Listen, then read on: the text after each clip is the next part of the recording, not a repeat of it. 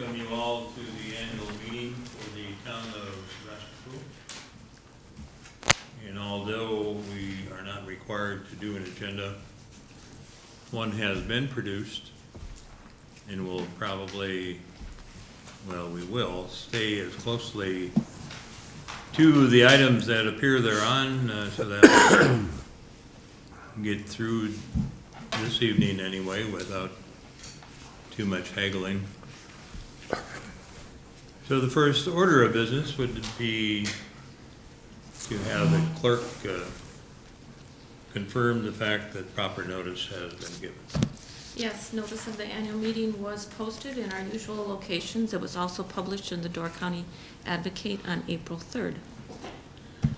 Okay, and I already took care of the welcome, so let's go to the Pledge of Allegiance. Where is the flag? I Pledge allegiance to the flag of the United States of America and to the republic for which it stands, one nation, under God, indivisible, with liberty and justice for all.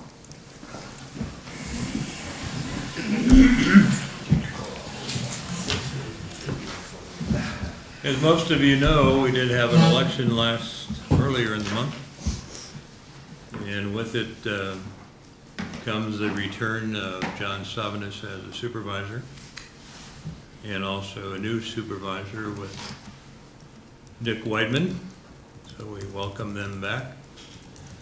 And as well, I was reelected as the chair. We ready to do the swearing? Sure. Right. We can do it simultaneously, I think. The three of you, please stand. So we'll simultaneously swear in Leo W. By the Zipper. way, they must have forgot this was a dress-up. We will jointly swear in Leo W. Zipper as our town board chairman, Dick Weidman as town board supervisor, and John Stavinas as town board supervisor. So if you'd please raise your right hand. Do each of you, having been elected to your respective office, swear that you will support the constitutions of the United States and the state of Wisconsin and will faithfully and impartially discharge the duties of said office to the best of your abilities, so help you God? I will. Okay, thank you. Duly sworn.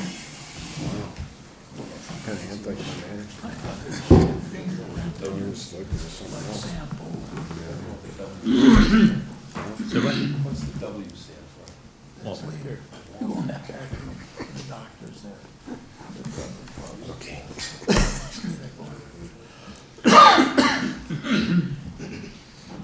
Okay, let's call the annual meeting to order. The minutes of April 10th, 2012 are part of tonight's activity. I need a motion to approve or deny, and hopefully people have taken a look at it. And those would be the minutes of April 10, 2012. Do I have a motion then to approve? Hello? I have a motion by Chuck Tice. Second. And a second by Dick Weidman. By the way, at this meeting, anybody can talk Anybody? and make motions. No, wait a minute. Not Santa Claus. All right. 8 months. Were there any corrections, additions, alterations?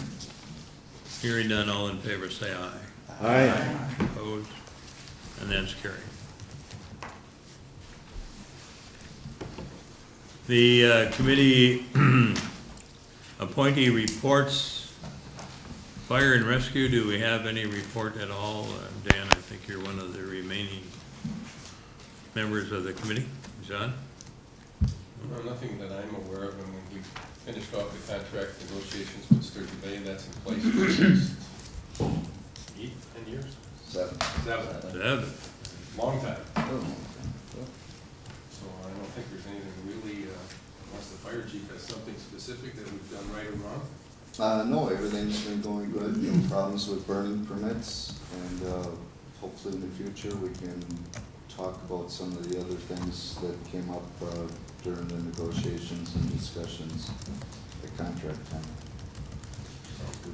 You still- Okay, I did have an item that we'll talk about at the board, but we'll let it go tonight. I just talked to him about 4 o'clock today about it, so Leo, didn't give him a chance to get with it. Leo, Park and Rec Board, okay. John? The meeting. Leo. I wanted to know if Tim Hurlash thought that the burning barrel permits were worth it. They really didn't do anything for us. Well, that's what I'm wondering, are they really doing anything for us? I mean, do we really need them? Or not?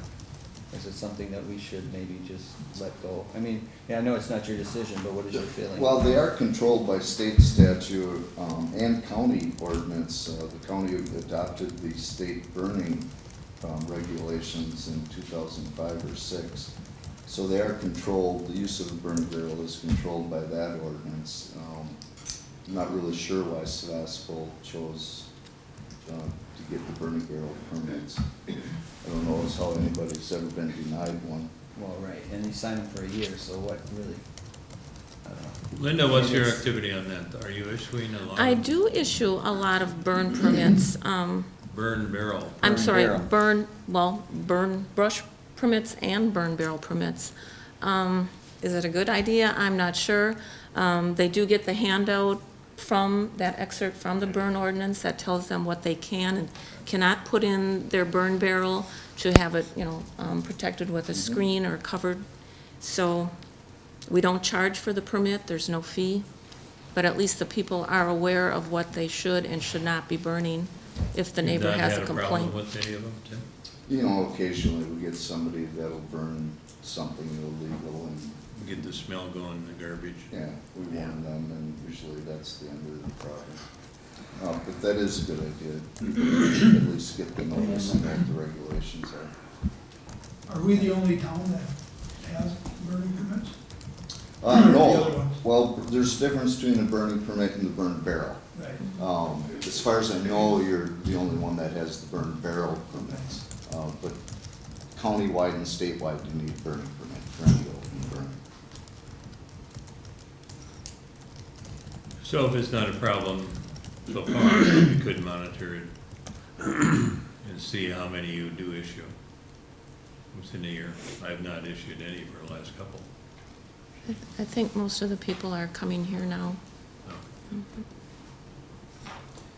All right, any other question or comment? All right, let's go to Parks and Rec. And we have the chairman of the group, Well, the park Tony is- Haynes, with the park is his still newly there. facial hair. And, like most of the other places in the ball fields in the county, we're having a hard time getting on the fields. I walked them this morning.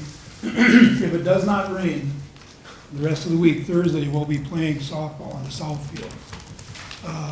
Lo and behold, they can't play in the north field because of the muck, but now they'll play in the south field. So we're trying to get that together, but, excuse me, again, you can't fight Mother Nature, you know, what are you gonna do? But I get a call every day from the 2 coaches and a call every day from the athletic director. What actually happened? I know they were supposed to begin in April Right. and finish the first part of May, so what happens? They just cancel the year? Well, Sevastopol in the Pac-Man Conference is already talking about going with a 7-game schedule instead of 14, because there's no way they're gonna get them in, and I think it's the 1st of June, I could be wrong, but they have a set date, WIA does, that they cannot play regular games, once the tournament starts. So, yeah, they're gonna be trying to get in 20 games in the next, 30 days, and it's not gonna happen. Okay, and the Chairman, employee, Carl? I was gonna mention, Tony, that this isn't part of the town property, but they're playing soccer tonight. Yeah. Yeah, So that field evidently is dry. yeah, that field's higher, if And I you think looked at they're it too, yeah. standing around in the ditches so the balls don't get Right. into the ditches. The problem with a baseball, softball field, Yeah. obviously, is if somebody goes on and it's too wet, we're in big trouble, it takes a lot more to get it together. You started to bring up the, town employees, Kyle Volkman and Josh, Paul will be back this year, and Josh will be back after college is done. we're trying to work with Kyle, he's got a couple days off, excuse me, in the week, and he might be able to come back and, you know, get the fields ready when we need them. So, but yeah, they're coming back for the summer. And I know at the town budget hearing last fall, we talked about the golf cart, and that has been delivered. It's sitting over in Gary Rip's barn because we couldn't get back to the shed, so that's here. So, We actually made purchase of it this year. pardon? We made purchase of it. Yeah, I don't know if Linda sent the check or not yet, or did he bill it? Yeah, it's paid. Okay. Very No. good. Dan, did you have anything to add? Just a quick update on the Clark Lake boat launch, for those that aren't aware, but I talked to the contractor who was awarded the bid, and as soon as the ice is out off the lake, he'll get his equipment out there and put a temporary patch or two on the existing steel ramp and put it back in so that people can use it. As a reminder, there will be no launching pier.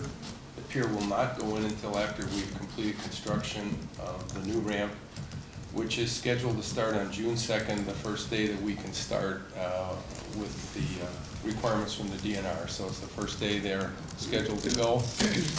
And it should not take any longer than a week, and we'll schedule to have the ramp, or I should say the pier, reinstalled, and we should be on our way. So that's it. Okay. Mr. Chairman, could I make a plug for the community yard sale?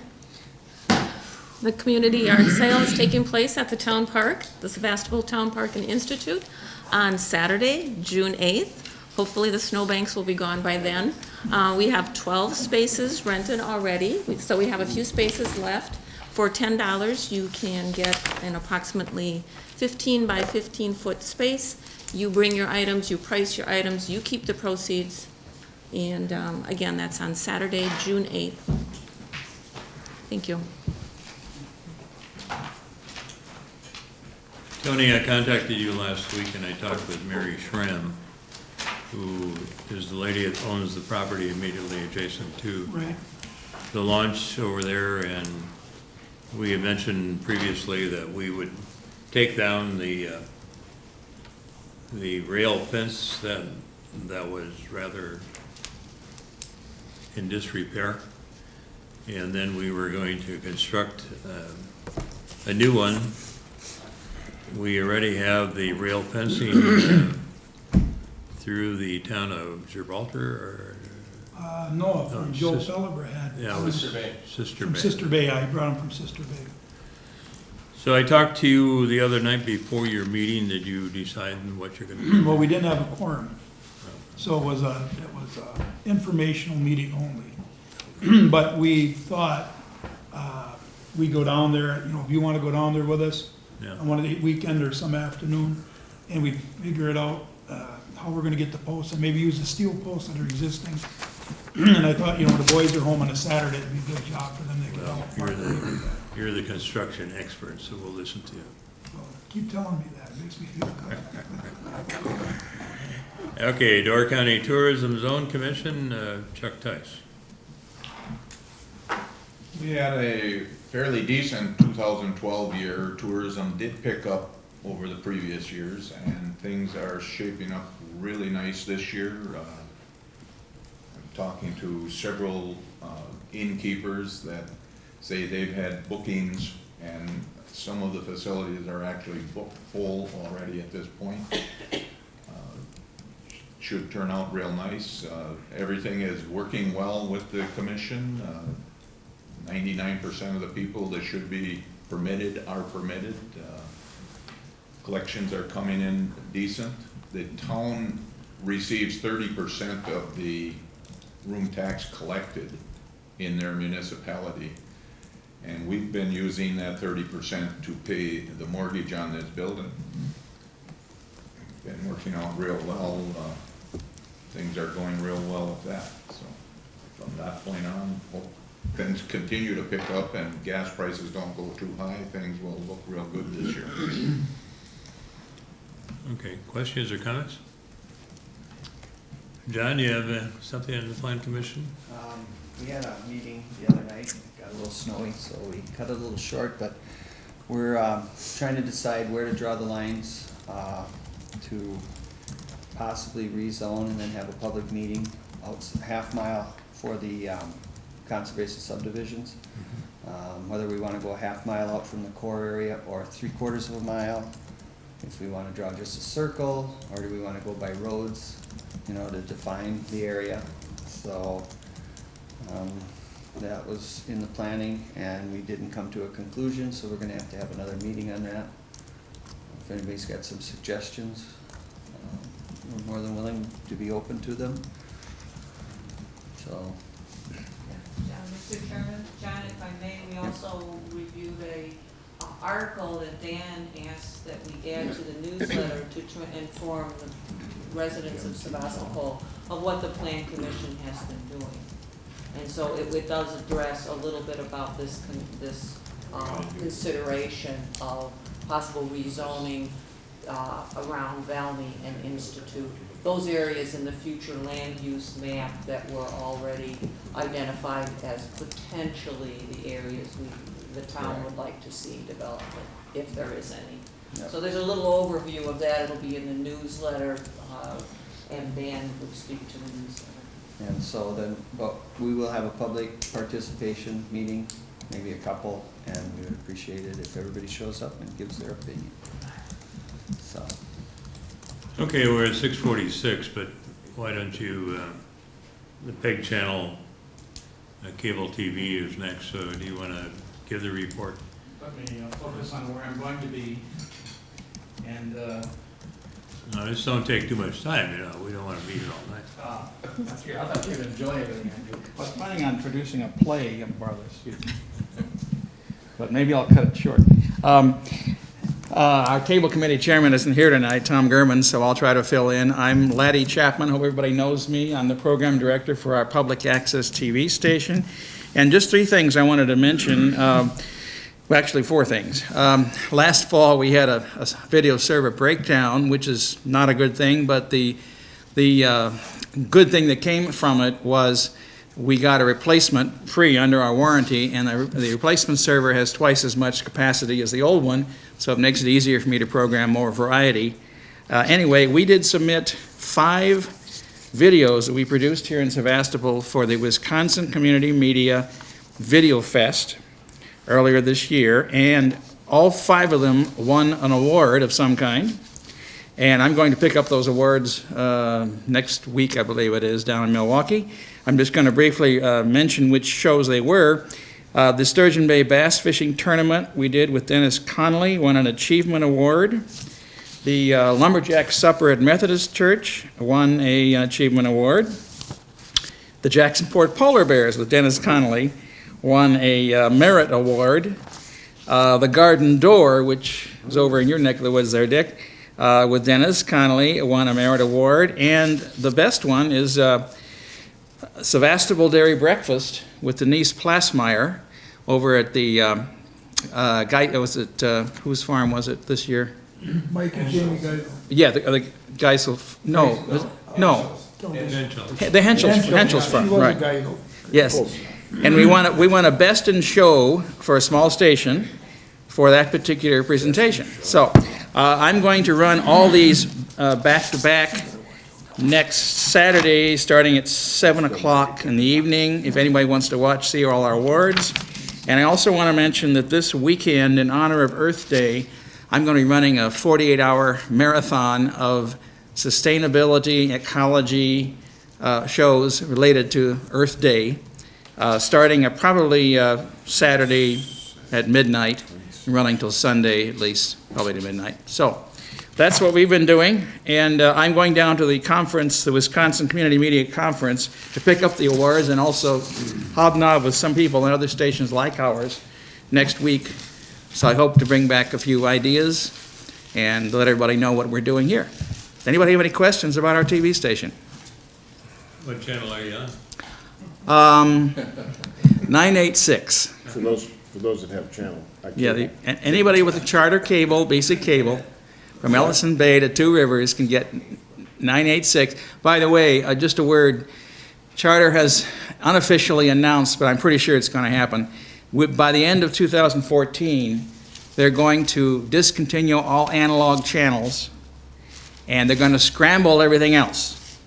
So even if you have a digital TV, you will not be able to receive signals unless you use one of their converter boxes. They will probably give you, if you protest loudly enough, they'll give you one for a year free, but after that, they want $5 or $6 a month for it. That's the only choice. You don't have any other choice unless you want to watch a scrambled TV signal. You got a question, Dick? Yeah, maybe we can sign up on a satellite channel. Well, we aren't carried, our station is not carried on the satellite channel, but I mentioned we'll lose some customers. I don't know. The Federal Communications Commission did that last October. They allowed all cable channels to demand that you have to buy a box, Yeah. rent a box or whatever. So it's not going to be good news, because if you're HD, it's $11 a month. Is it? I didn't know that. Okay. And it will be per TV, too. If you have 3 TVs in the house, you can't share the box. I've been told that you have to get a separate box for each one. Very generous.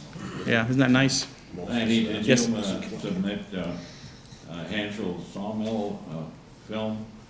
No, we didn't submit that particular one. That may have been the previous year, though, I think, Carl. Because I've heard no comments about that. Oh, did you? were really Okay. impressed with J-Band or Oh, yeah, Sonic. yeah, yeah. Well, that was, I think we did that the previous year. We'll do it Oh, again. that was. It just runs up and down. Okay, thank you, everybody. Sure. I have a question. Yes, yes. I'd just like to know who determines, who makes the decision on the programming that occurs on this channel? I do, with input from people like you. But you make the sole decision. Well, someone has to press the button. And I would, Whenever we get a complaint about the less than enjoyable programming, we will bring it to Lanny's attention, and in the past, he's taken them off. He does have a problem, he's more musical than the rest of us, so. I just wondered who made the decision on that. but I hope if you have a complaint or a compliment, that you would come to me and I'd be glad to talk to you. Explain something or help something or put more things on like you like. I mean, how else do we know what people want if you don't tell us? Okay. All right? Another question, quick question. Do you know how many residents receive your program in the township? No, we can't get that information. Oh, do we know how many? No, we don't know exactly. Charter considers that proprietary. We think that there are about 450 households in Sevastopol that get our station, and we're estimating about 10,000 households in the 2-county area get it. Only the ones in Sevastopol pay a franchise fee to us. The other ones get free. What percentage of the households in the area are receiving that signal? Well, 1%? it's 5% of the TV portion of your bill. You wonder how many people, probably a quarter of the 1,600 residences, Well, I think there's 1,700. so maybe a quarter, 20 to 25%. Residents. Something like So, that. is Charter going to expand to the rest of the area? Doesn't look like they have any immediate plans. I've been trying to get them moving to Clark Lake because it seems like a great concentrated area. And Joe Otto was working on that for a long time, but he gave up. He said they just say that it's not concentrated enough for them. They want apartment buildings. There is a meeting of the broadband. Did you get the information, Linda? Is that May 8th? Yes, it is May 8th. May 8th at Crossroads and 1:30 to 3:30. I think 3 places in the county the same day, Yeah, yes. another one at Birchinger and another at Right. Sister Bay Fire, so. Which doesn't have much to do with us, however. Well, it's on the broadband and what they can do and what kind of coverage you have in your area. It's mostly internet, I believe. So, did we have a question over here, sir? Do you have the ability to show any of these programs here? Or, You mean like project them on a screen? We could certainly do that, yes. Oh, you can go to the internet and go to YouTube and see them all also. oh, okay. And if you want to contact me later, I can make arrangements to tell you what the address is and Oh, how to do that. Don't you have that TV back there too? Well, yeah, we could show any show on TV or a projector if we wanted to do that. In fact, Linda and I were talking about doing something along those lines for, like what you say, popcorn and, Yeah. there you go. Well, again, since only about 25% of the households get charter, and it is a substantial amount of our budget, yeah. would there be any interest that we have a regular time or weekday or evening where we would show programs here at the town hall? just a suggestion. I was gonna bring it up later, but Okay, very well, we'll be on 6:45 with Janine. that's all right. He's been on vacation. So we do have, It doesn't matter however they want It's it. up to you. do we have Janine Robinhorst? It is Janine Rodenhorst, yes. Wow, what a memory that kid I'm has. going to. Anyway, she's with the firm of Shink, and she is gonna speak to the audit that was completed for the year 2004. I'll just go over the annual report and then the management communication letter. And we'll start with the annual. If you have any questions while we're going through anything, please stop me and ask. I'd be more than happy to answer your questions. On page 1 and 2, this Somebody is. want a copy? We got one left.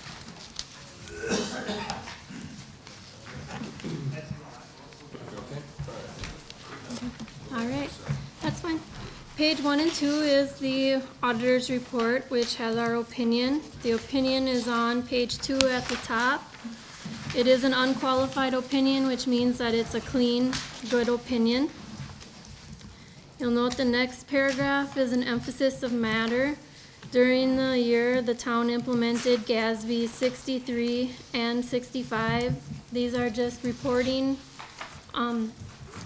changes. I'll show you in the financial statements how they changed and where that came into effect. On the start of page 3, these are the government-wide financial statements. In the government-wide financials, they include your capital assets, which is your land, buildings, infrastructure, which is your roads, and it also includes your long-term obligations. What changed on here is you'll see towards the bottom of the page, there's a caption called Deferred Inflows of Resources for the property taxes. The property taxes used to be showed up under liabilities, but with that new GASB standard, they felt it's not really a current liability, it's something that pertains to the next year, so that is a deferred inflow. So that's why they separated them to show that difference. On page 4, you'll see there was, towards the bottom, a cumulative effect of change in accounting principle. With this change in those pronouncements, you'll notice on page 3 there was a deferred charges for issuance costs. Those were all the costs, expenses when you issued your loan in the previous year. Well, now they say instead of capitalizing those expenses and amortizing them over the life of the loan, that they should just be expensed. So this year now we had to write off that total amount. Expensed. It had no effect on the fund statements. It was only for the government-wide statements. So those deferred charges were not on your fund statements. It's just these. On page 5 is the start of your fund statements. This is how you look at everything monthly on your own trial balance. The same thing here, there is that deflowed inflow of resources for the property taxes that moved down. And you'll notice the fund balance went from 171,000 down to 139,000. And that's also depicted on page 6 on your revenues and expenditures. It shows that decrease in fund balance. And when you turn to page 8, you can see that that decrease in fund balance was actually a budgeted decrease. You had planned on using up some of your fund balance during the year. Page 9 through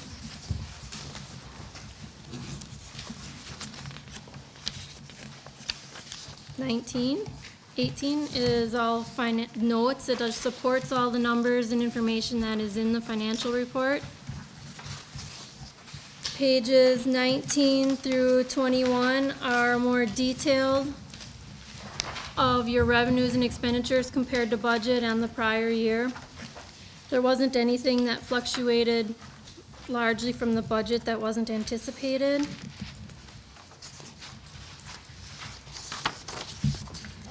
And then page 22 is a report over internal control. And on page 24 are the findings. These are pretty much the same findings that there's been every year.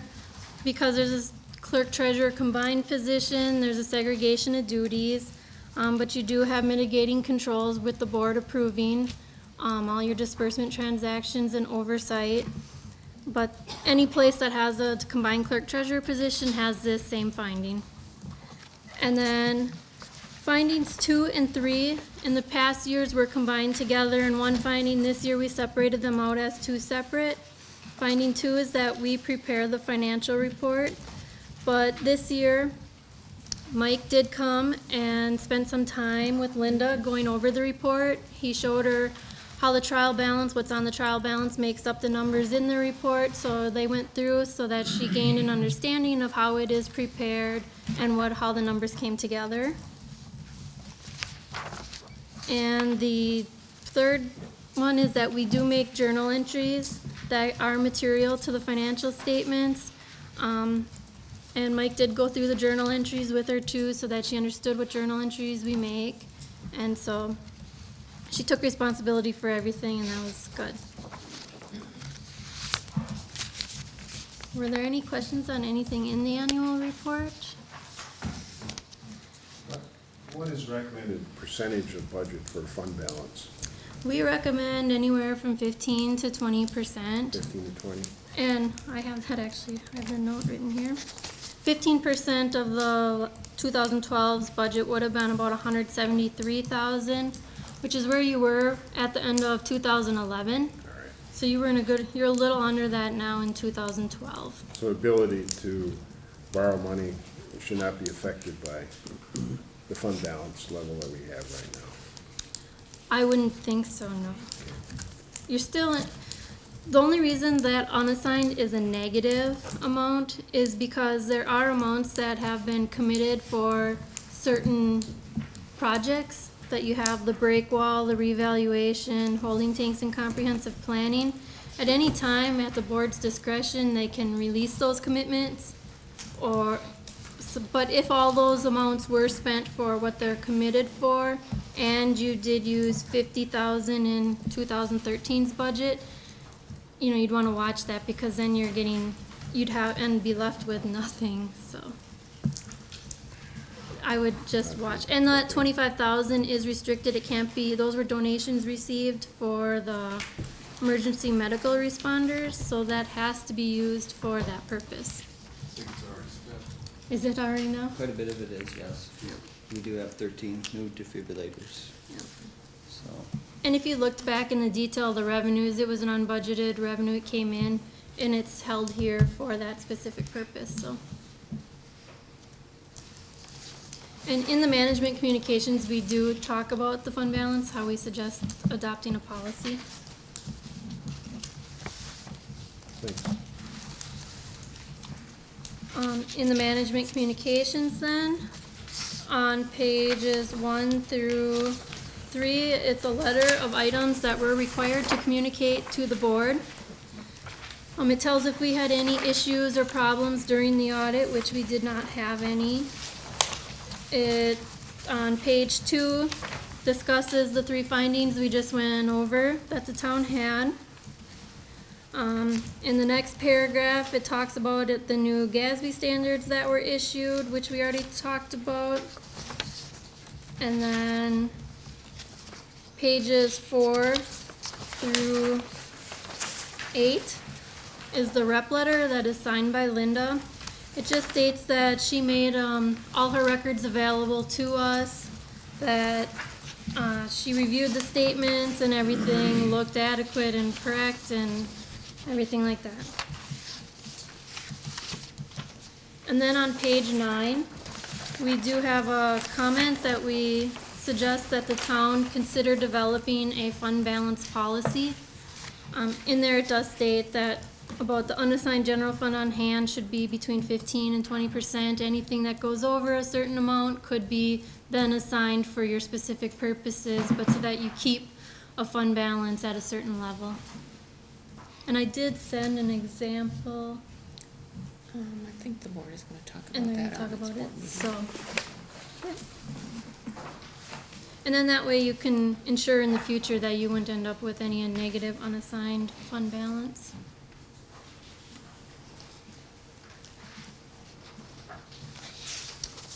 And that is all, if there are any other questions. I have my usual complaints, Okay. and I don't seem to get anywhere with them. It's not really a complaint, yet I'm not happy with the way it's produced. If you take a look at any of it, it shows that it was prepared by Schenck.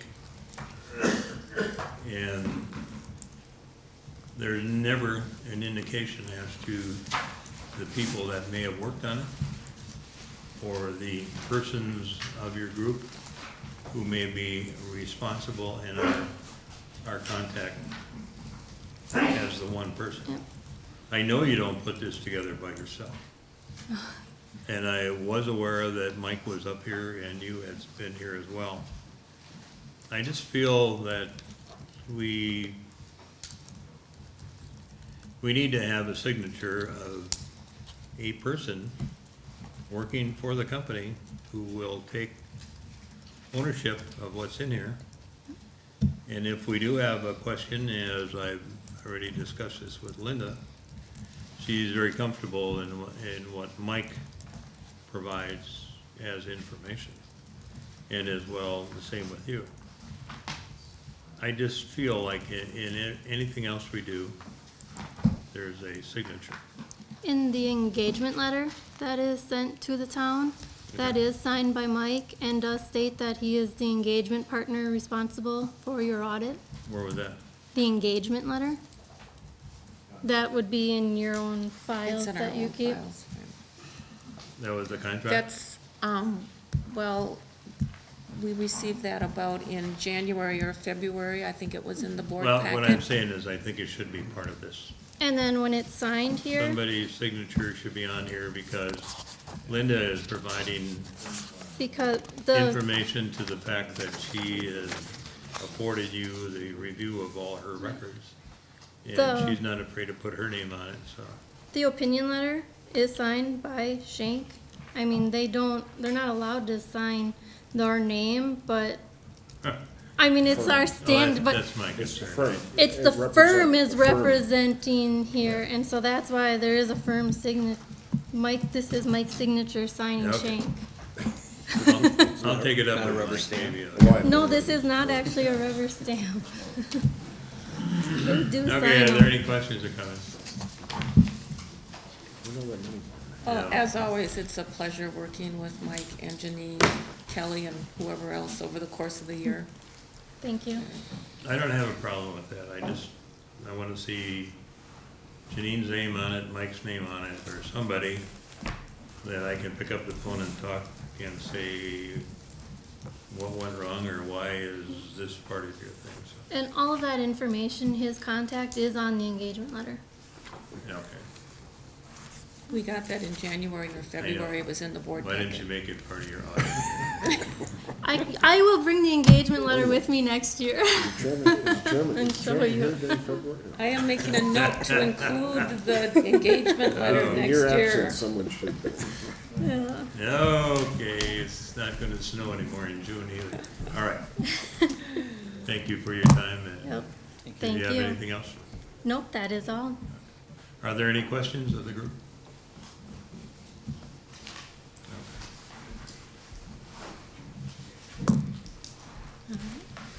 Thank Okay, you. the Thanks, Judy. previously discussed items from our last meeting. And not really a long-range plan, but we do address it from time to time. We will be having our road inspection on May 10th or 11th, to find out what kind of roads we're going to be able to repair this year, or else provide some kind of application to. So if you do have a particular road in your community, near where you live, that needs attention, please give it to Linda and she will put it on our agenda for May 11th. Likewise, I should tell you that we are down in our total budget for road repair from $250,000. We are down to either 180 or 190,000 that we did budget. So we have some shortfalls and we aren't going to be able to do everyone's road the way they would like it to be. Also coming about is, we talk about it, but we haven't done anything, was the Valmy Park, like in the, what do they call that subdivision up there? You mean above the happy hour?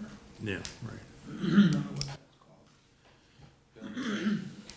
Yeah, it's Valmy subdivision 1 and 2.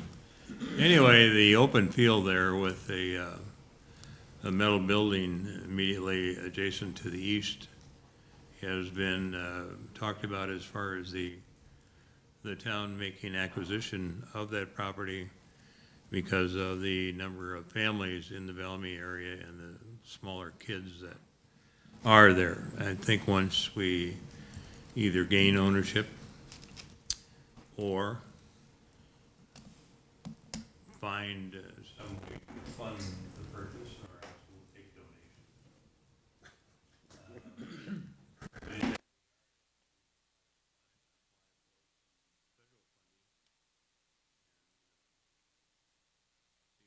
Couldn't do as far as making that a possibility. Those are the only two that we were able to pick off our previous things. So, if you have anything else that you'd like for us to take a look at, now would be the time to bring it up. Thank you. Park for you, Tony. How many acres is that? No idea. I think there's three buildable lots, so there's probably just, They're all owned by I think one. they're half acre. Two different owners. I think they're half acres, so probably an acre and a half. Is about all. The front part, right, going up the hill? Yeah. Yeah, I think it's about an acre and a half Is total. that metal building included?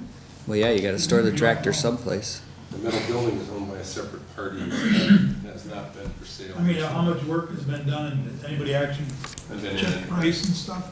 No. You know, We've not. The camper But it comes just with it, too. comes up on occasion when the people of the Valmy area would like to see us take a look at the park. We do have a fine park right here. that's not that far, not that far from the travel. Kids can't drive. That's true. All right, new items for discussion. Door County Coastal Byway Experience Hub, the kiosk location, lease and construction.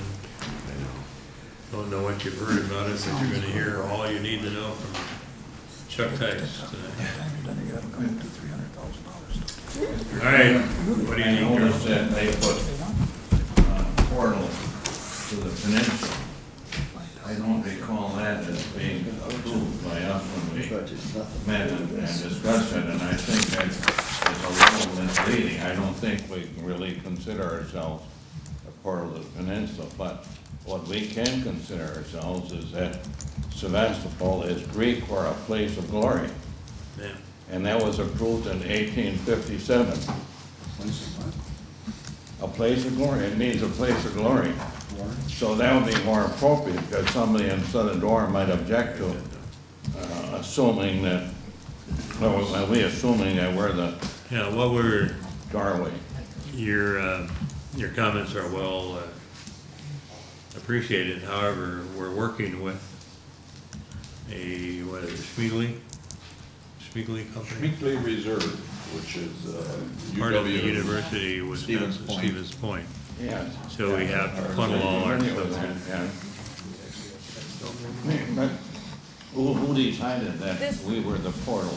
That's just I a don't draft. understand what you're Those are looking at just, right now. Well, up at the top says portal to the, yeah, those are just a draft. yeah, there's just a draft. Just a draft, I think, nothing's Carl, what you're final. also referencing is this is the starting point of the byway, which is not in Southern Door. Oh. So when you look at the fact that nothing on the byway is south of where we're at. I think that's partly the reference that they're making, but it Well, I isn't don't correct. know if that would. Okay, well, we can. They have some quirks in there too, because, Yeah, it's just a draft. Whitefish Dunes is in Jacksonport, Right. so they've gotta change See it that. up And half of Clark's Lake is in Sevastopol, they gotta change that. Jacksonport got both of them. Okay, let's listen up here. Chuck has got, he's raring This to is go. basically what the kiosk will look like, That's fine. and But then it says they- each one of these signs on here is Right, Carl, he's got. particular to the community in which this kiosk will be built. Now, the Sevastopol signs are not made yet. This is just a rendition of what they may look like. We're in the process of that. They still need to be reviewed and everything. The idea of what they put there, I believe, is we are the first one coming into the byway system, so we are the portal. If you look at the Jacksonport panels, which were laid out here tonight, this would be panel one. It's a map. It shows the entire byway system throughout the northern door. Each star indicates the location of a kiosk. When this project is finished, you will also have a GPS coordinates there so that you can just go from spot to spot using your GPS systems. The second panel is a little bit of history about the area. Now, this one happens to be Ellison Bay, and they dropped out of the system, so they will not have one now. But this panel had been laid out for them. It gives some basic history, some snapshots of old buildings that they may or may not be there, but it's history of the area. You may be able to go and see something. You may just be able to see the remnants of it, but it's something for a visitor to take interest in.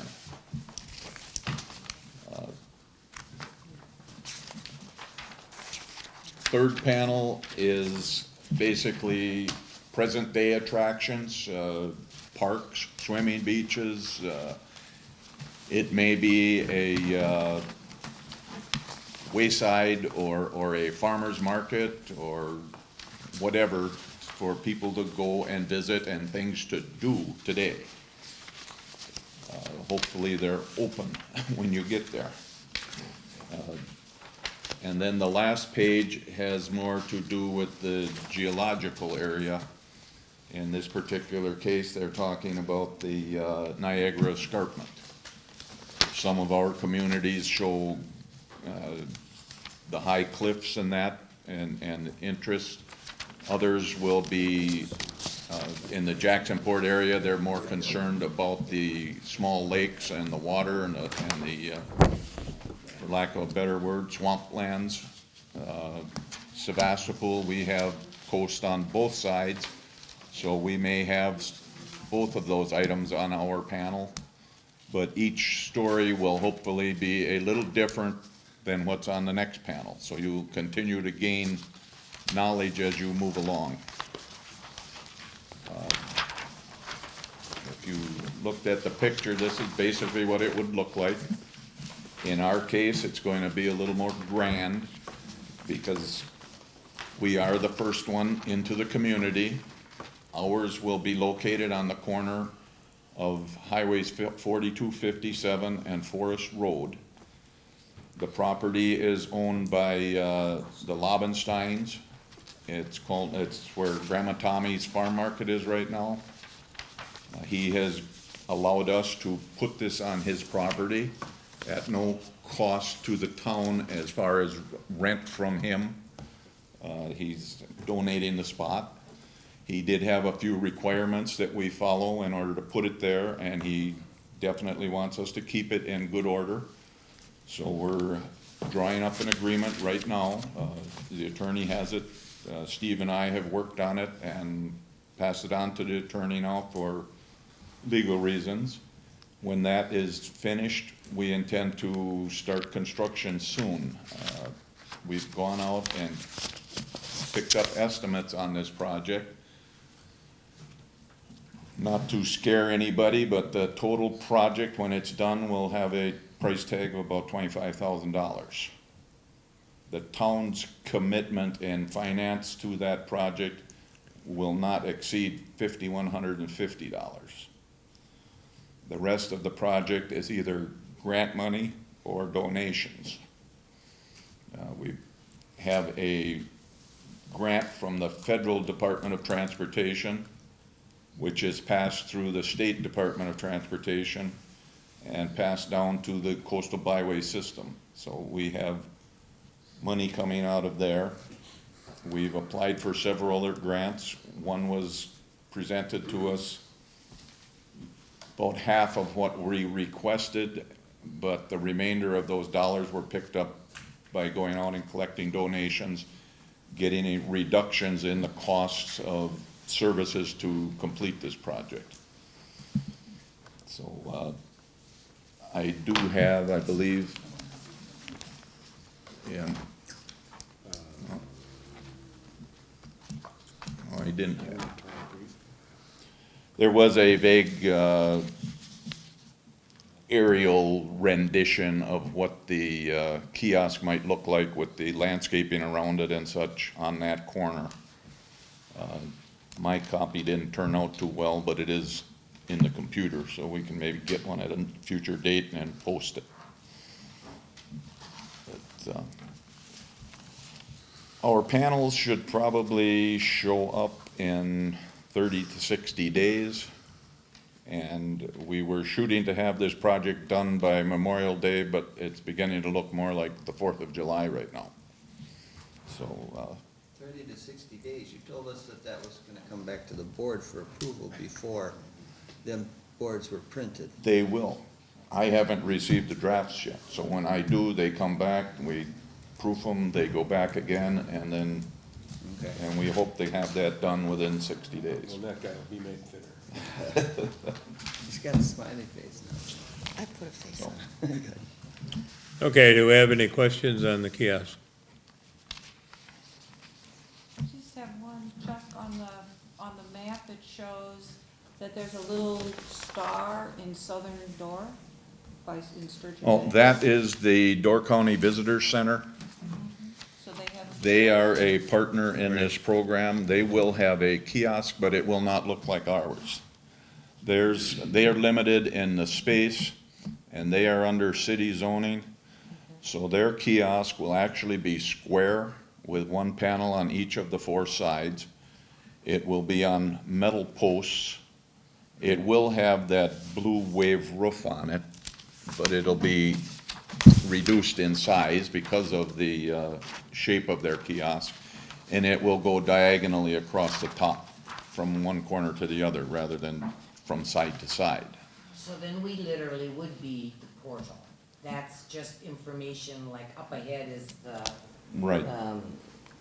when there's a coastal byway? Mhm. Okay, so then, And if you've noticed, as you travel this highway now, there are little state highway signs throughout the system right now that say scenic byway on them with a violet logo. That is part of the system, and it's like a highway directional sign. You just keep following those signs. So, Okay, any other comments, questions? Yes, sir. You have parking near those kiosks where you can park your car and then look at. in our case, there will be parking, along with, we're required to supply parking in the area where we're putting ours, We're gonna have 4. so that we do not interfere with the business that is going on that property also. So, We're gonna have 2 or 4. we will have 4 parking spaces, one of them handicapped accessible for a van, which is an extra wide space. The rest of the kiosks, as far as I know, are placed in parks or on farm market areas or something similar where there is parking. So you will be able to drive up, park off the highway, get out, investigate the sign, and move on to the next one, or hopefully you stop and visit the area that it's put in and visit the stores and that in the community. Okay, we can, I'm sorry. This project did expand certainly from our original anticipation. And it is a 10-year commitment by each of the 8 communities involved. Do you foresee any other expenses down the road, Chuck, when our 8 or 10 years are up? This is our financial auditor. Well, as everybody knows, when the project was originally presented to us, they told us it wouldn't cost us a penny to join. Too late for that. Everybody thought the grant dollars were gonna come rolling in like water and you just pick them up and run. We got into the program and right off the top, the grant was applied for and we were told it's a reimbursement grant. You don't get your money back until you spend it and come back with the receipts and the proof that the project is complete. So we started the project with the interpretive plan and planning a kiosk. Our original kiosk was just a little wooden structure with the 2 panels facing one way, 2 panels facing the opposite direction, a little wood shingled roof on it. We thought that kiosk would run in the neighborhood of $2,000 to have it totally complete. From then on, the project just kept growing, and when you're dealing with all the municipalities together, it's hard to stick back to the original. At a meeting, this plan was chosen to build the kiosk at this manner, and then it came up that the locations weren't proper. In our case, to put our kiosk out here in Institute, you're halfway through the town already, and you're only on one highway where we have 2, so it was thought, let's put ours at the head before the highway split, or do we want to buy 2 kiosks? So where do you go? We just keep working on the project. At this point, I don't see any future expenses other than the annual dues we committed to now of $300 a year. That helps run the administration of the. We're gonna have some maintenance costs. There will be maintenance costs on this kiosk also. We're going to have to keep it up in good shape. We're going to have to make any repairs to it. There's talk right now whether or not it has to be open in the wintertime. We have to maybe plow snow around it. So there will be some maintenance on the landscaping. You could. Do we own this? We own the product, but we do not own the land. So it's a joint agreement between the Lobensteins and us. And that's part of the agreement I'm working on right now, who will be responsible for what parts. So if it all goes to heck, we own this, we can change these signs, we have that option?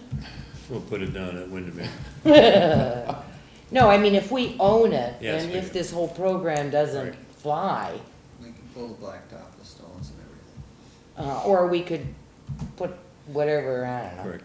an option, okay. We I just wonder would who not own this thing. be able to keep the logo or the roof, Right. because that is what I'm going to call copyrighted or whatever material. So we couldn't use that design or anything, but we could use the wooden posts and the stone structure for other purposes. And there are items in this agreement that I'm working on right now that discuss that issue. Yeah, but we bought the right to the roof and the logo, so if we decide to move it, we bought them. So I don't see why we can't If reduce you them. drop out of the coastal byways, She wasn't talking about dropping you out, give up. I think you were talking about the agreement between us and Lobenstein. Because you said, No, I was talking about the coastal byway. Well, you're getting down into a lot of legal questions right now, and I said the agreement is in the works right now with an attorney, and I don't believe it's in my best interest or the town's to speak on that issue at this point. if it's a concern, we will definitely check it out. I'll question the attorney on that. But right now, I'm not going to make a legal decision of that type. I'm just curious, you can buy something, but not really own it. We own the structure. Okay. What I would say at this point is the Door County Coastal Byways owns the rights to that logo and that blue roof. Yeah, I understand, that's what I wanted to know.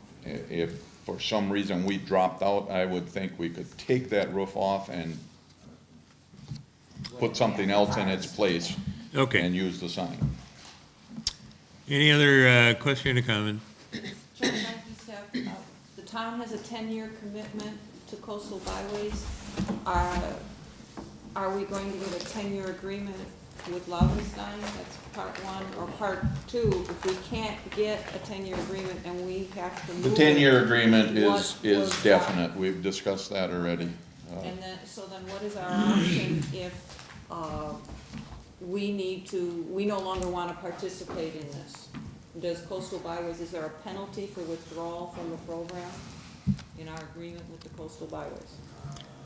That's something that's already signed, right? If we make the investment in it, I doubt if we want to drop out of the. No, but I meant if something changed and we weren't able to keep it or something. Well, we Is there a can- disengagement policy? Yeah, we can talk all night We are about committed what for ifs. 10 years to the Coastal Byway, and we will have a 10-year agreement with the Laubensteins for the location of this kiosk. Okay. So it would, Well, remember, we talked about a longer commitment with Laubenstein, so that, he wouldn't give, so well, it's 10. Which is fine.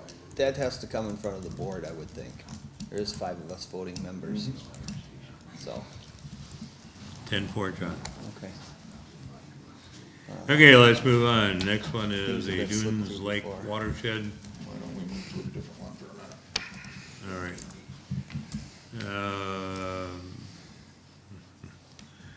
Looks like they're all yours coming up here. All right. All right.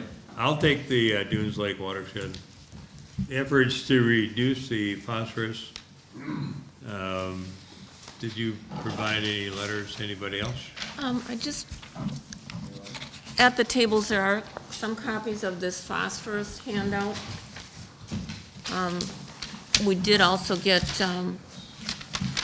everyone in the Sevastopol Sanitary District and all of the agricultural property owners received letters encouraging them to reduce the use of phosphorus and watch nutrient levels and things like that. So the information at your table, if you were so lucky to get a copy, is reducing the phosphorus to clean up the lakes, rivers, and streams. And the DNR speaks of the rules and regulations as well.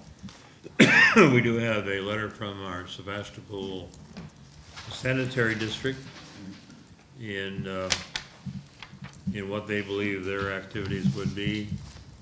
Carl was one of the original people on that, and he can answer any questions that you might have. And the Soil and Water Conservation Department has applied for some various grants to go out and clean up the area at Dunes Lake. Don't know where that's headed right now. We did have a substantial amount of money, but I think that's all in the study part now, and it's still a work in progress. Mr. Chairman, I met with Bill and Greg and Dave a couple of weeks ago, and we agreed to have the effluent from the secondary cell run into a wetland that is now a swale. That would eliminate any phosphorus from going into the stream. And the problem with running into the stream is sometimes there's no water in the stream. Yeah. But this, and they're proceeding with investigating, and they're trying to find funds to to do that. Yeah, That's okay. Geisel Creek is the extreme. That was the biggest part of the problem here was the funding the Door County Soil and Water Conservation Department received is directed more toward agricultural, and there are no dollars to help the Sevastopol Sanitary District in developing or modernizing their facilities. Although they have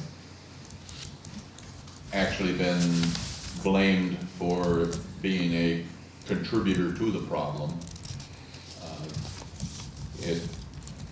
If you go through all the studies in that, every sewage system in the community is in some way to blame for the contamination or the excess phosphorus and nitrogen that are flowing into this creek and lake. So the process started that the money is there to help agricultural end, so Soil and Water is working with the farming community now to take abatement practices. There are numerous things they can do, from manure storage facilities to just stop spreading manure on frozen ground, setting some kind of a setback from the creeks and streams and areas that flood in the summer or in the spring, so that the nutrients don't flow on down into the lake. In the future, well, Sevastopol Sanitary District has voluntarily offered to do some special testing and have engineers look at other options in the way they operate, which is an ongoing practice right now too. And the pamphlets that are being sent out in that, just to notify homeowners as to what they can do to not using phosphorus or any other excess amounts of fertilizers and chemicals on your lawns, gardens, and what not to put in your kitchen garbage disposer or your sanitary facility. So hopefully things will come around and the lake would start cleaning up at that point. It appears as if the Soil and Water Conservation Department and the Sanitary District are on the same page finally. And it also, the most recent letter was March 21. And the crux of the deal is the Soil and Water send out the letters to the agricultural landowners and or operators, indicating that they have begun their study to address the sources of agricultural pollutants, phosphorus, to the waters of Geisel Creek, Dunes Lake, and Shivering Sands. You are receiving this letter because the agricultural land you own and or operated has nutrients applied by way of commercial fertilizer or manure within this watershed. And they also included a map indicating the varied levels of the soil test of phosphorus that they found. So it's all on file. We have it here as well if anyone needs it. And it looks like we're finally getting somewhere with it. Comments, questions? Well, I think it's unfortunate that the sanitary district has been kind of singled out in this whole study, primarily because it's functioning the way it was designed to function. It's performing exactly the way it was supposed to perform. And I don't see them as a major player or contributor to this whole situation. And I think we should keep that, in mind whenever something involves the sanitary district, exactly what, standards they're operating under, and it's functioning quite well. Yeah, all indications is the sanitary district is functioning properly without any problems, and they're going to do their best to encourage the people in the systems to use phosphate-free dishwashing, laundry, and bath soaps, And do not dispose of food waste down near disposal. And dispose of pest waste in the garbage instead of the toilet. And if fertilizer is necessary for your lawn, be sure that it is phosphorus free. I think we're all headed in the same direction, hopefully. So. I think an important issue here is that we realize there's a problem and we have an opportunity to voluntarily correct it. If we don't take that opportunity, somewhere down the road you will be forced to do it. So it's in our better judgment to try to make amends today rather than have big government telling you what you're going to do in the future. So that's us. That's us. Big government. Big government, that's not us, we're the little government.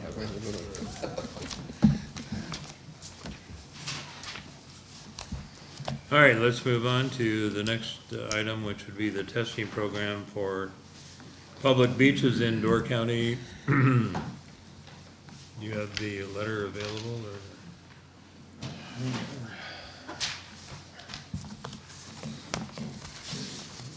Do you want me to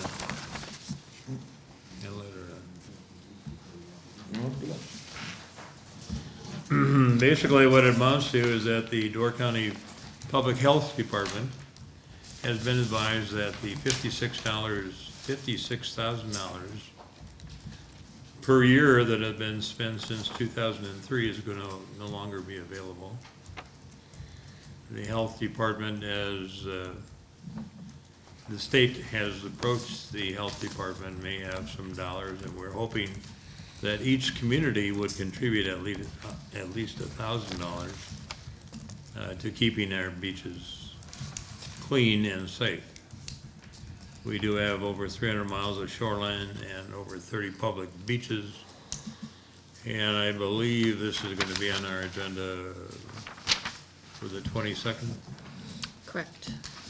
And the letter actually came from the Public Health Department encouraging us to do it. We're not alone in what we're doing, but the other communities, other towns that do have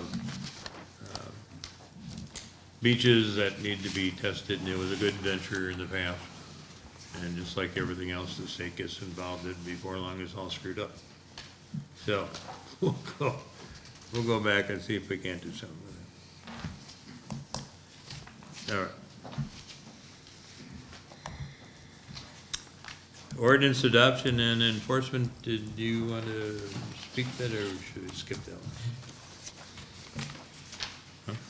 You see the information didn't come into the, in the packet here, but the Wisconsin Towns Association has a list of ordinances that each town should be concerned with. And a couple of them are going to be like the electrical wind turbine ordinance and what they call the mega farm or large farming operations, large number of animals located in a small area. And there are a few other odds and ends that need to be, that should be considered. I don't have that list in front of me tonight, but I will have it for our town board meeting.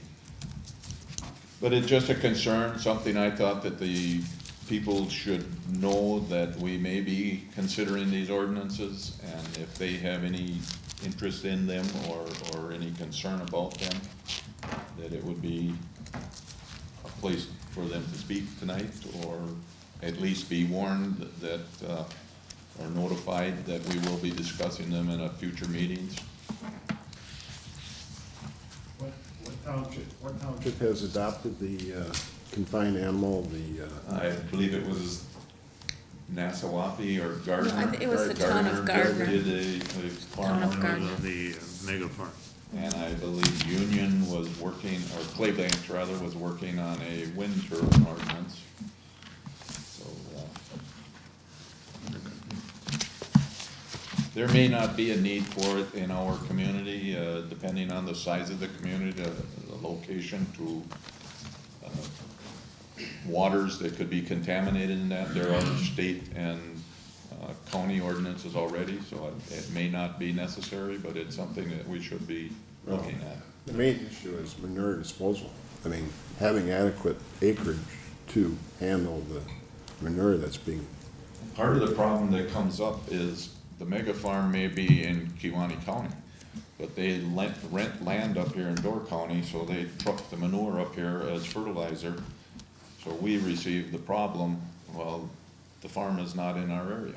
We have no say about it, so it's. I think we'll continue that discussion down the line a little bit. It has to do with the ordinances that we have already adopted and some that are on the books that we can't even enforce. So we're gonna try to clean it up. And if there's something there that no longer pertains, we'll get rid of it. The next item will be the clerk treasurer outlook. It's not immediate, however, it's down the road a piece. Chuck has asked for it to be on here, and Dan had talked about it previously in the last year or two.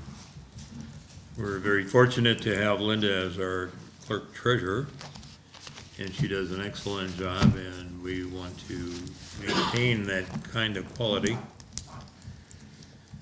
And just like everyone else, we all get a little older, so that we don't come up short and find that suddenly we have a county or a clerk treasurer that wants to retire.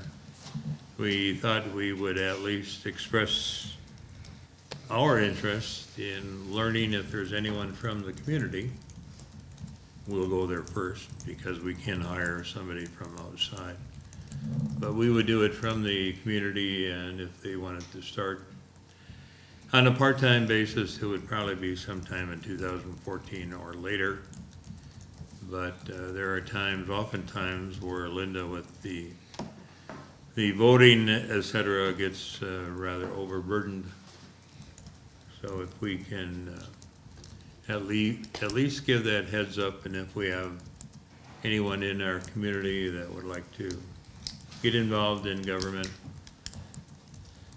and don't know if we're going to put anybody on initially, but it would be a part-time basis, and the ability to do the job as well as Linda, because she'll be the boss. So. Do you think we could ask Linda to explain how you retire at 47 financially? Oh, thank you, Dan. Guess my work will get done. Mr. Chairman, I should mention, not only does she take care of everything inside here, but everything outside too. Yeah, right. Yeah, and don't touch your mower. Well, I think you all realize that, or know that I absolutely love my job working for the town. It's just a pleasure working with all the people and seeing everybody on election day. But yes, the time is coming, and a lot of the things that a clerk treasurer does, you do it once a year. Okay, so you get all the information for the tax bill once a year. You send out all the liquor license information once a year. So it might be wise to get someone in here, say the end of next year, 2014, at least that way they'd have at least 1 year in to see that. I think one of the some of these qualifications annual are things. going to be that your mother is going to have an interest in working with you here, so that she can come about and help stuff the tax envelopes. So, Mother Keno, we appreciate all you've done as well. Yeah, thank you. That's another great thing about the job, is I do have certain volunteers that help me stuff tax bills or stamp or whatever, so. Okay, the next item would be elector concerns. Do we have any? Did everyone get this brochure? No, I don't have one. Pass those around. Oh, here's a couple. Yeah, I think Yeah, there's well, quite a few out, I'll so take some over if you here. need some more. This is a wonderfully produced brochure by Vicki and Marnie Desky. It's really well done. It has a lot of good suggestions for your home and for the town.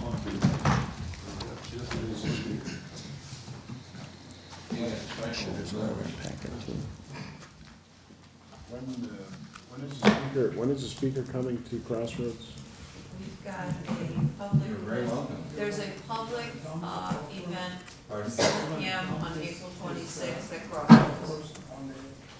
And the speaker on this subject will be there. Oh, there it is. Oh, the, I should put the glasses you mean the, yeah, I don't. Carl's his own world. Yeah. Okay, do we have any other concerns from the electorate? Carl's thinking he's back in school again. Carl? He's canvassing. That's all right, we can talk louder than you can. Mary Ellen or Hempstead? These aren't concerns, these are questions, more or less. I just have 3. You know, it's not very nice to ask the questions just like that. You should. I should have prepared, oh, okay. I think you can handle this. Any progress on Cellcom's cell phone reception along the Bay Shore? Do we have a status report on our semi-dead zones? Yeah, the problem I'm having is I don't get any return on my calls, but I do have, that was no pun. My calls to Cellcom don't bring a return call. Yeah. Bob Apke is working on that Oh, good. with me, and we're going back and forth. We're gonna go to that broadband Okay. thing, and they're actually gonna show what the overlay is by the varied providers, and you might have to change carrier, I think. But anyway, it's good for us to come up with that. And I do know the Jim Lino is kind of like the project manager for this area. He was instrumental in getting the tower, I think it was at Chambers. And we thought everything would work well with Jacksonport having Yeah. a tower and here a tower, but we have the lack of reception and signal on the East Coast as we do on the West Coast. Oh, really? Yeah, so if you go down to Birmingham's and you wanna call home and tell your husband you're gonna be late, That's good. forget about it, he ain't gonna hear you anyway. I was curious, because There. we emailed together, I just wondered if there's anything new on that. And then I noticed on the tax bill that our assessment ratio was up to 1.0186. Are we, is it time for a reval soon, or what? Could be, Actually, our equalized valuation is less than our assessed valuation. So our equalized is at 698 million. Okay. Our assessed valuation is at 711 million something. So we're actually exceeding our I equalized, just and wondered, I'm 'cause usually when the ratio, the assessment ratio gets to a certain usually it's point, it's time for Right, it has- reval of the properties. It has to be 3 years off of, and 10% Off of- over. Was, I can't Is it remember less what than one we had it 70%? last. it's 67% or something There's a like that. revenue formula. We are close. But We are not. we're over Yes. instead of We're not below. close. Yeah. We Okay, just that's what I added wondered if 3 anything years though ago, 3 years ago. had been talked about. we're real good. But well under. Thank you very much. We're only doing revals in very selected areas of the community. Bay Shore and Berkshire. Guess whose house is gonna be visited next, huh? Yeah. And last one is. Hold we- it, you only said 2. I know I said 3. And this one is, we know the DOT loves their roundabouts. I would like to know what possibly this, because there's some scheduled in our area. Status report, when, what, do we know anything? About anything? Oh, boy, the most recent reversal is going to happen down in County Trunk C Yeah. on Highway 57 with the J turn. The next big item for business with the roundabout is going to be Michigan and the highway, which is, it works pretty good with the signal. I don't know why we want to change it, and especially with Crossroads and the amount of traffic from the Y and everywhere else. So we're bucking that system, but we don't get anywhere. They were also gonna have one on Egg Harbor Road and 4257 and get away from the county truck T. Yeah, and then not allow cross-traffic, right turns in, right turns out at Pick and Save and those places. So those are all kind of up in the air right now because they don't have money, number one. And the community is not supportive of what their intentions are. What about the mill? The mill is also there, but I know that one is really off target, will not be done for quite a while. I can tell you that it was a mess prior to the lights, the signals, and I think it works pretty good. I'm not a fan of them. I mean, I get this, it works in Europe. Well, yeah, right. I mean, that's not us. But personally, I'm not a fan of them. But I just wondered where we stood in the whole scheme of things. Well, if we do anything, we need something down at Culver's, but they don't listen to me there either. Thank you. Okay, any other concerns?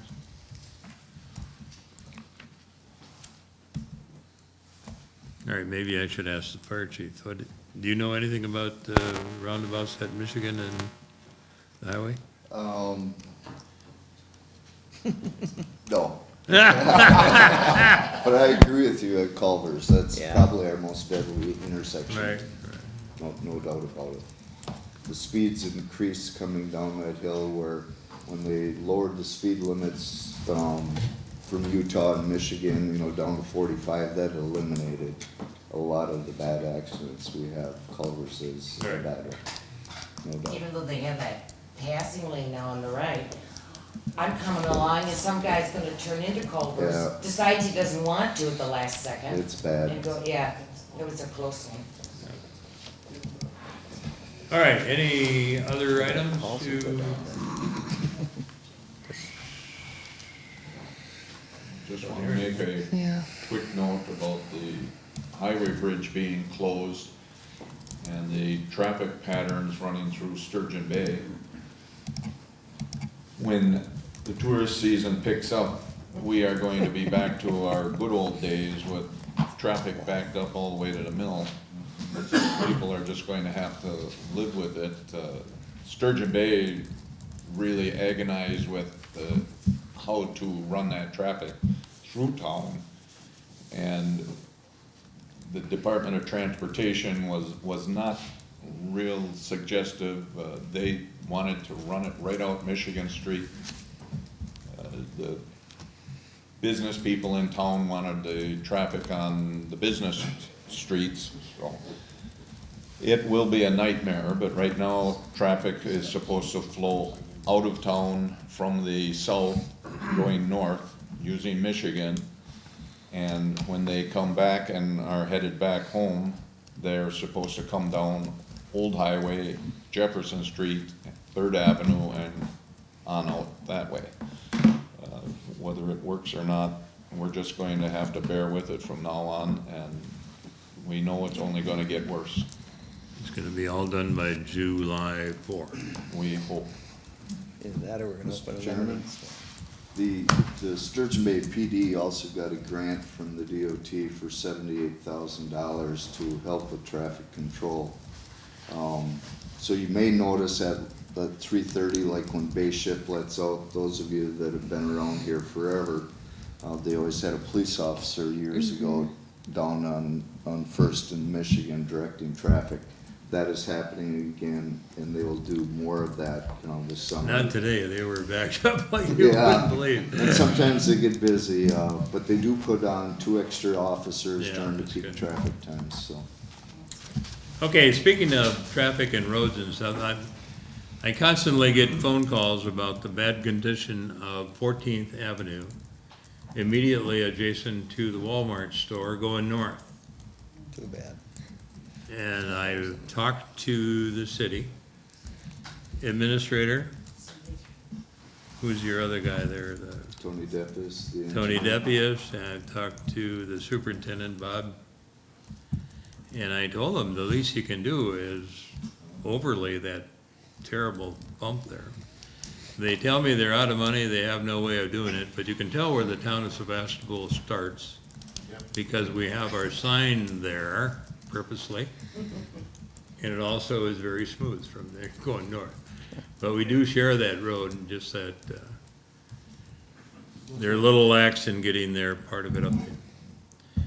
I can tell you that the water level of Clark Lake is at 9.8, which is rather high. We are in a transition period where we have a whole bunch of green grass, floating materials, and everything else bucked up against the gates that will restrict the water from going down and lowering the level. We have 3 boards out on the dam. And as recent as yesterday, Laddie went down there and videoed our problem. We have a little problem with DNR Green Bay in that they are telling us that we need to do all this stuff, but they have no resolve. I hear from time to time that all you have to do is go down there with a rake and pull on these weeds, et cetera, that are clogging the system, and then you can do this. Well, it's not quite that easy, folks. And you can't pull those grates because you're gonna wind up in the tulips, so. Is somebody cutting the weeds upstream that they're getting loose? It's just naturally flowing. We go down there and Mark and I have pulled it. Yeah. I tell you what, you get a good current going. It takes, Yeah, I know. it takes both of us Yeah. to pull them. And you almost do it, you know, the current can push right off the dam. The smart thing to do, and I know we can't do it because we're dealing with the DNR, take them out for about 3 days, we'd be done, the lake would be at the proper level. We have too many observers on Clark Lake. Well, that that's are- the biggest problem, Okay, the last item I do have, we'll be setting up new committees of the town. So if you have an interest in serving on any of those committees, as in fire rescue, plan commission, parks, whatever, give Linda a holler, give me a holler, and we'll see if we can't work you in. Okay? No other business, Motion, or, note that our newsletter is coming out shortly, keep a watch for that. I know for certain there are 2 good articles in it. I wrote them both. Oh, you did? You rewrote the articles, huh? okay. But, you got a question on them? Yes, sir. You know, just a point of information, mentioned it to Dan. The DNR will be on the lake for about a week.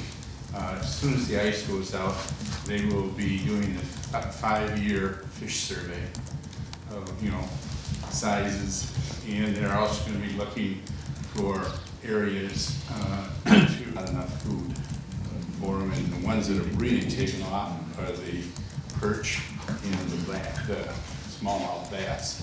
Smallmouth bass are just all over the place. And the nuggets. So you'll see them, they'll be around usually about a week.